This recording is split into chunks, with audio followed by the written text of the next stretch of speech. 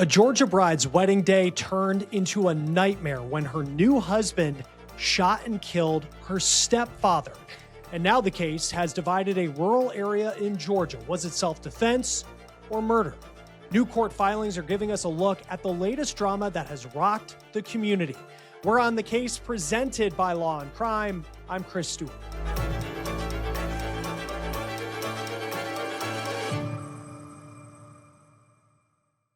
Kaylee White's dreams of a joyful wedding night were shattered last year when her brand new husband, Aaron White, shot and killed her stepdad, Jason Maughon. Now, that part of the story is certain, but it's what led up to the gunfire and whether or not it could be considered self-defense that is now pitting two sides of the justice system against each other. Butts County, Georgia Sheriff Gary Long told Atlanta media outlet WSB-TV that this is the first time since he became sheriff more than a decade ago that he has disagreed with the district attorney's office. But he believes that White shot Maughon in self-defense back in June 2024. But here's where things get very tricky. The district attorney, his name's Jonathan Adams, believes that White should face criminal charges. So he took the case to a grand jury in April of 2025, which returned an indictment of aggravated assault. But his office says after getting more crime lab reports, they decided to drop the first indictment and take the case to a second grand jury instead. And now that grand jury has filed a true bill of indictment against White, accusing him of felony murder and aggravated assault. So here's how the indictment reads, quote, "For that the said accused on or about 14th day of June 2024 in Butts County, Georgia, then and there, while in the commission of the offense of aggravated assault, a felony, did cause the death of Jason Maughon, a human being, by shooting said Jason Maughon." Now, that's obviously a lot of legal jargon to get to the point where they're saying that in the eyes of this grand jury, White allegedly killed Maughon, and they believe it was murder. Now, it goes on to say, quote, "For that the said accused on or about the 14th day of June 2024 in Butts County, Georgia, then and there did make an assault upon the person of Jason Maughon with a deadly weapon, to wit, a firearm, by shooting said Jason Maughon." So let's talk about what happened that day. A day that went from being so joyous, a wedding day, and it ends with the death of one of the people closest to the bride. Now, a local newspaper reporter named Sharon Dowdy Cruz with the Jackson Progress Argus wrote an article on January 24th of this year that she had seen reports from the Georgia Bureau of Investigation, which is a state agency which had been called to help out with the investigation. And she said that those reports are now at the center of a defense motion to boot the DA off the case. Now, we'll get more into that in just a second. But according to Cruz's reporting, quote, "A wedding party was occurring, and nearing the end, an individual named Patrick touched a girl at the wedding party. Two individuals, Aaron and Charlie, got into a fight/altercation with Patrick. Now, another individual, Jason, comes back to the party at a later time and punches Aaron, who's the groom, by the way, in the nose. Jason, who is the stepdad, later returns again, and Aaron ends up shooting Jason as a result of another altercation. This altercation resulted in Jason being shot and ultimately dying. Aaron shot in the hand and Patrick shot in the hand. Two trucks and two guns had been seized and were being held at the Butts County Sheriff's Office." So it sounds like there were multiple fights going on throughout the evening, a wedding reception, possibly connected with previous bad blood, and that eventually led to shots being fired. Now, in that article, Cruz reports that DA Adams told her, quote, "I believe there had been a fist fight, so this isn't a question of self-defense. However, the law requires a person to have a reasonable belief of receiving serious bodily injury or death before they can use deadly force. In this case, we have an unarmed man shot 7 times, and I believe it is a question for the people of Butts County to decide through a grand jury and a trial jury." Meanwhile, a reporter with WSB, Mark Winnie, spoke directly with Aaron White, the shooter. "Why did you shoot him?" Fear for my life. Last time I seen him, he was threatening to cut me.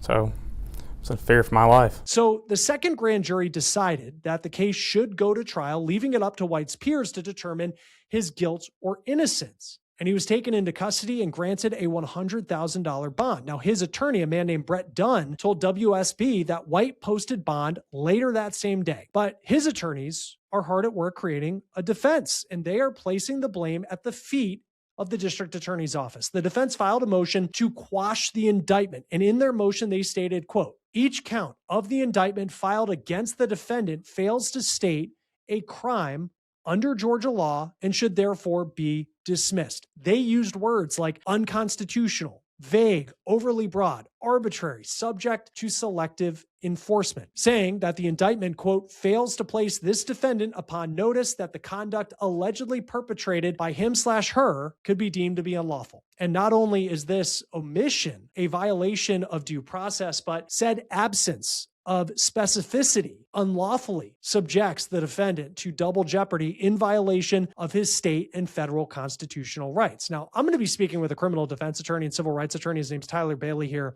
In just a moment, we are going to talk about the question of double jeopardy. I mean, how many times can a prosecutor bring a case to a grand jury, especially if the first grand jury didn't see a murder charge? Now, the defense also brought evidence that they say proves that Maughon was a violent man and people knew it. They filed an amended motion for bond for initial showing of violent nature of alleged victim. And in that filing, White's attorneys wrote, quote, on December 9th, 2008, so we're going way back, the alleged victim kicked in the door of his father's home and removed a shotgun. Now, according to a police report, Maughon took the gun into the woods, but when police got there, he came out and followed all their instructions to surrender, and he was charged with burglary. Now, in another alleged incident, Maughon's girlfriend and mother of his young child reported that he'd poured lighter fluid on her and threatened to set her on fire. Now, from the motion, quote, on February 1st, 2012, the alleged victim hit his intimate partner in the face and head, poured lighter fluid throughout the house, and threatened to kill both her and their 4-month-old baby. She said, while they were in the living room arguing, Mr. Maughon yelled out, I am going to burn the house down, and if the cops don't get me, I am going to come back and kill you all and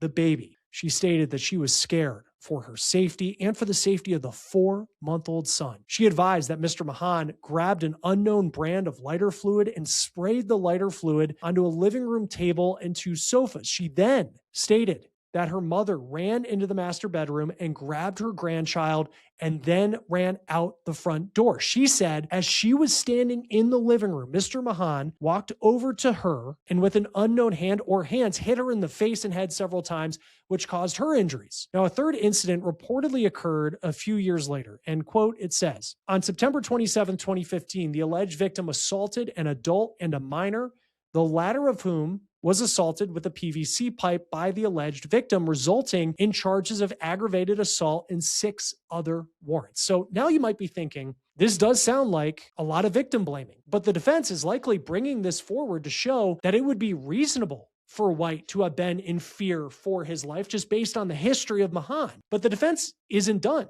They swung big. They requested that the judge disqualify the district attorney from prosecuting this case. And their arguments in that motion give us an inside look at some of the behind-the-scenes drama that's going on in Butts County, Georgia. The document says, quote, on April 14th, 2025, the state presented the matter to a Butts County grand jury on a felony murder theory, and the grand jury declined to indict on felony murder. Following the April 2025 grand jury action, the state entered a nolle prosequi, and after the nolle prosequi, which is pretty much saying that it could be brought once again, the Toa-Liga Judicial Circuit District Attorney's Office made multiple public statements using its official Facebook account concerning the case. And in those statements, the district attorney represented that the investigation was complete and that all evidence possessed by law enforcement had been presented to the grand jury. But then information started appearing online that made it seem like the DA had not presented all the details. Quote, after these official statements, members of the deceased family and their supporters began posting extensively on social media, repeatedly asserting that they had personally reviewed investigative materials, including reports, statements, recordings, photographs, and other evidence, and using those claimed materials to declare defendant guilty. And despite these public assertions of broad access to evidence by the deceased family, the state has provided no discovery to the defense. Defense counsel submitted discovery requests after the April 2025 grand jury action and again following the subsequent indictment. So imagine their surprise when the local newspaper posted a GBI summary that the defense claims it had never seen. In an article dated January 24th, 2026, a reporter for the Jackson Progress Argus publicly indicated that she reviewed the GBI investigative summary and the autopsy materials that likewise have not been produced to the defense. In that same article, Butts County Sheriff Gary Long confirmed there was no new evidence to present to the grand jury. Notwithstanding this absence of new evidence, the district attorney represented the case to a grand jury and obtained an indictment. The defense argues that all this is just a step too far. Quote, the district attorney publicly evaluated the evidence, explained why the grand jury reached its decision, and framed any future prosecution around claims of new evidence. And those statements encouraged the public, including prospective jurors, to form conclusions about the case long before trial. The statements were not accidental. They were made through official channels and carried the weight of the state. And the defense submits that dismissal with prejudice would legally justify, given the prejudice and the damage done to the integrity of the process. The defense also recognizes that dismissal is an extreme remedy, disqualifying District Attorney Adams, and the Tauliga Judicial Circuit District Attorney's Office is the proper and measured response. That remedy removes the source of the misconduct, restores neutrality and the prosecution, and gives this case a chance to proceed, if it proceeds at all, in a way that is fair and worthy of public confidence. So far, the state hasn't responded to the defense's motion in the courtroom or online. And when it comes to Aaron White, he's scheduled to be back in court for an arraignment on March 18th. That is according to Butts County court records. When we do stories like this, we partner with Truthfinder for the public record searches that we do to get our stories ready to go here on Law and Crime. Truthfinder saves us research time so we can focus on reporting crime, not paperwork. And you can use Truthfinder as well. You type in a name, you can find addresses, criminal history, and more. It's our go-to tool for checks, and it's one of the largest search services in the United States. And with a subscription, you get unlimited confidential searches to check on new neighbors. You can vet people you meet online, or you can find someone to reconnect with. You can even look up registered sex offenders nearby or do a background search on yourself. Stay informed, stay safe, check public records with Truthfinder now at truthfinder.com/OTC. Joining us now, Tyler Bailey, criminal defense attorney as well as a civil rights attorney. Thank you for taking the time to be with us here on Law and Crime to break down this case that goes back to 2024 and just what a scene this wedding must have been. Absolute chaos. And it's interesting, the first grand jury didn't indict this man on murder charges, but then the second does. I mean, how common is it that a case goes in front of two grand juries? This is very uncommon. And not only did the grand jury decline to indict him on the felony murder charge, but they did indict him on that aggravated assault charge. And you see that charge was later dismissed by the DA. So for the same DA who's been in office and then brings it to a second grand jury, nothing really changes, but the second grand jury does find a way to indict a defendant here. That's highly unusual, and it raises some red flags. Yeah, and you have the sheriff locally in this county saying that he thinks that this is a case of self-defense. And before we talk about how that could impact the case, when you look at what we know of, and it seems like this was a chaotic event, it's at night, it's after a wedding, people have been drinking way too much, and then you have these family members that get into it. And it seems that someone, I'm just reading the WSB TV story here so I get it right, the relative fired a gun, and multiple witnesses kind of differ on that. A gunshot, it's unclear whether that gunshot hit Aaron White's hand, but then man later chases White, who then makes it to his truck, and that's when he draws his weapon, and he says that is to defend himself. Like, when you look at kind of the timeline laid out of how all of this went down, I guess, what are some of the challenges with proving either self-defense or whether that this was murder? There's some challenges with on both sides. So, you have White who's at his wedding, and this rowdy occasion happens. It's nighttime. There's likely alcohol involved. We have some individuals who get into a scuffle, get into their car, then come back. And so with White in that position, you hear a gunshot, the shot, he goes to his car, grabs his firearm and shoots 7 times. And he said he feared for his life, which is understandable given that he was actually shot in this whole altercation. And, who's to say what would have happened to him if he did not reach for his firearm, which you have a right to stand your ground in Georgia. But the thing that makes it difficult for the defense here is that the state is going to say that that force was not proportional to the threat.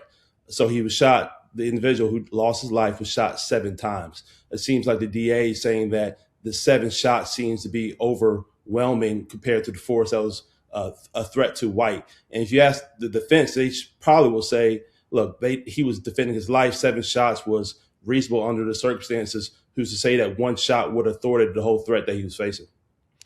And we've seen that before. I mean, I think of some of the police shooting cases where, the defense points out how many times someone had been shot by an officer. And I've never fired a gun at somebody. And how have you seen juries kind of handle that part of the argument? Because I imagine in some ways someone could look and say that if this man truly was afraid for his life and it's dark out and he doesn't know, I mean, he's not some trained marksman and he's just firing until he thinks the threat is done. Like, how do juries typically take that in? Every jury is different, and this county is a rural area, a pretty conservative area. You see that the sheriff thought this was the clearest case of self-defense that he's seen. The Bureau of Investigations looked into this as well. And so it's been vetted. And so I think this area, standing your ground is something they have a right to do. They will be understanding of the use of force here and it even being deadly force. There could be some on the jury who believe that 7 shots was overblown, that 1 or 2 shots could have done it. But that's where the defense needs to make their case, that 7 shots was not overwhelming. This was a situation where there was multiple individuals who are a threat to him, who drove back to the wedding after leaving the wedding. Who knows what they could have had in the vehicle. And you got to think about it from White's standpoint. At that night of his wedding, it was a split-second decision. And that's the things that the defense will have to bring out in trying to beat the prosecution's case. You have this DA who's been in power for more than a decade. You have a sheriff who's also a longstanding member of the community. And you have this sheriff on television, and I'm sure everybody's seen this news story in this county, and he says that this is self-defense. I mean, how does that challenge, make the challenge for the prosecution even more difficult, knowing that the top law enforcement person in that county is coming forward and saying, I do not agree that we are going down this path? I think it makes it very difficult. This is on local media in that county of a sheriff who seems to have been in office for a while now. This case is highly publicized in the area, so people are going to know about it. And I think it's going to be difficult for a jury to figure out who they should trust here, because you have the sheriff who's saying this, but you also have the DA who boasts of a 100% conviction rate with murder cases. So I think the jury is going to have a decision to make, and people have a decision to make who are they going to believe. But I do think things tilt in the defense's favor and the sheriff's favor in his position, just because the grand jury who heard this case already did not indict White with felony murder. And can you bring that in at trial, that this case was brought in front of 2 grand juries and there was a group of people who went through the process and looked at the information in this case and said that they do not believe that this is murder? No, they won't be able to bring that in. That's highly prejudicial. The grand juries are generally secretive proceedings, and defense are not allowed to present or thwart any evidence that the prosecution brings at a grand jury, so they won't be able to bring that in. And even with this county, I mean, small county, I'm sure everybody is talking about this story. And then if you watch this news story, you're going to hear about the 2 grand juries. How likely is it, if this case goes to trial, that they would hold it in this county, considering how do you get a jury that'd be fair and say, I've never heard of this case before?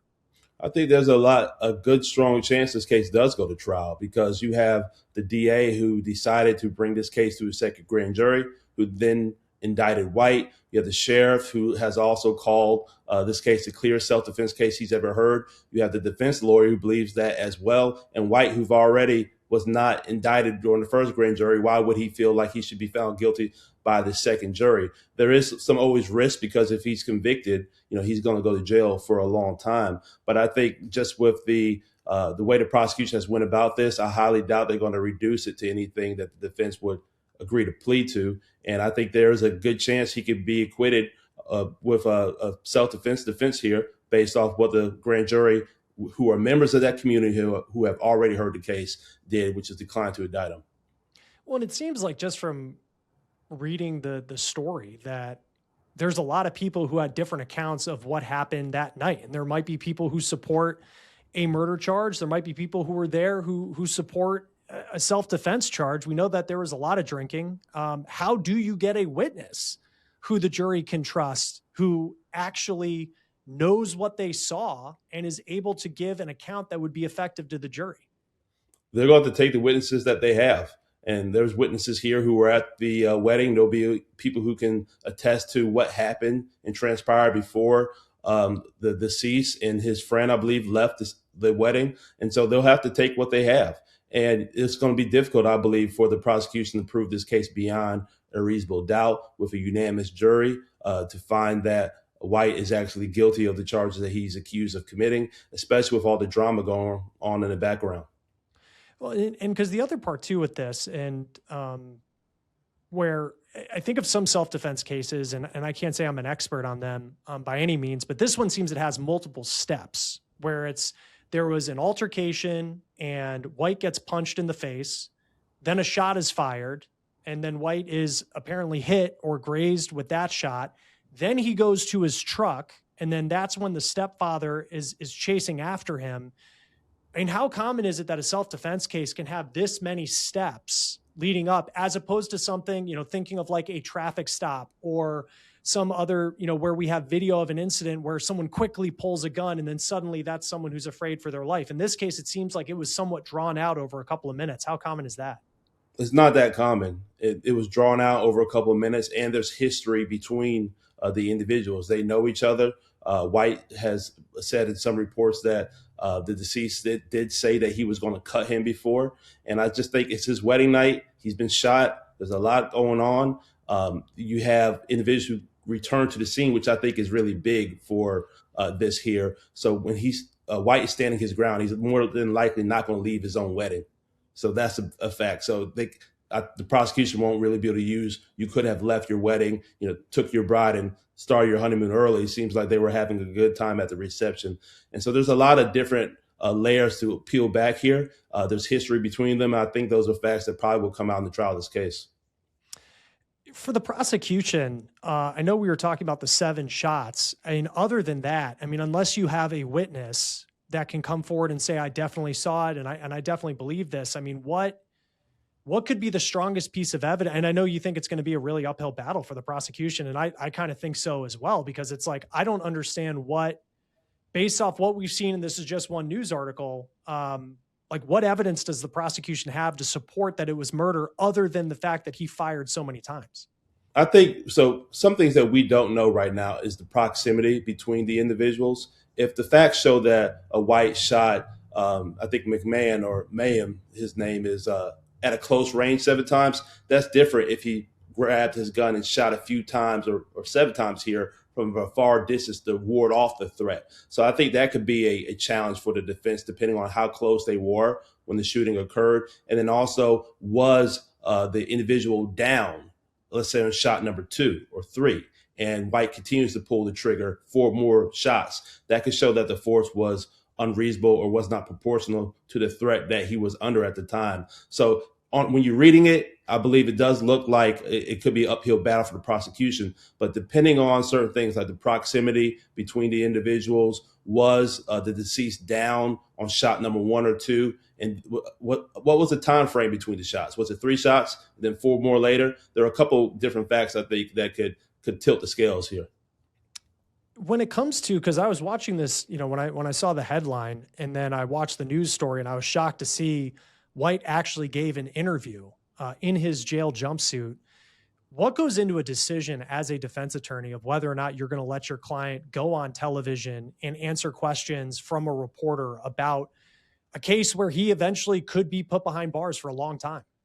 I think this case is different than most cases because it was brought to a grand jury twice. You have the elected sheriff who's also hitting the stump saying that this is a clear case of self-defense. And then you have the political dynamics in the background going on as well. So I think that this decision here probably was that White is the defendant, but more so trying to paint this as an injustice, that he is being faced with, and because he was under threat at his own wedding, and he used his firearm in self-defense. I think with those facts, a defense lawyer could say that he could roll the dice and allow his client to give a report, because they're advocating their case in the court of public opinion as well. And I think the biggest thing they're trying to show is that he was already they failed to indict him in an earlier grand jury. You have the elected sheriff saying that this should have never happened in self-defense. And then you even have the sheriff pulling his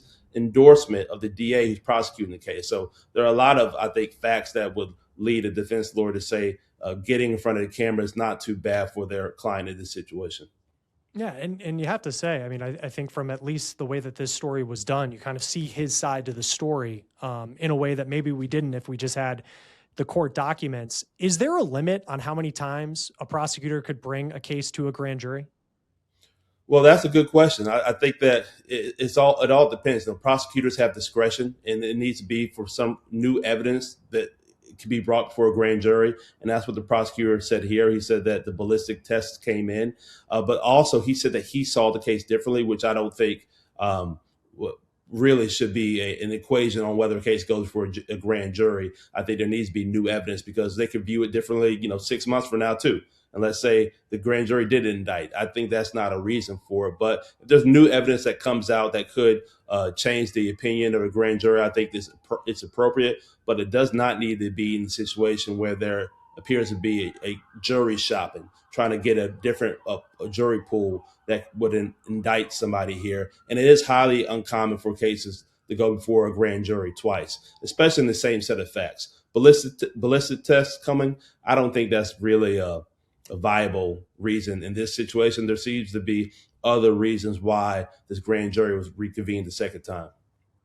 And I know that there's kind of this saying I hear a lot that a grand jury would indict a ham sandwich. And with that, and because the grand jury really only hears one side of the story, what does that say about a strength of a case if someone's able to present to a grand jury and they don't indict somebody? That shows that it's a weak case, if you ask me, especially in the case where you have a victim who lost his life.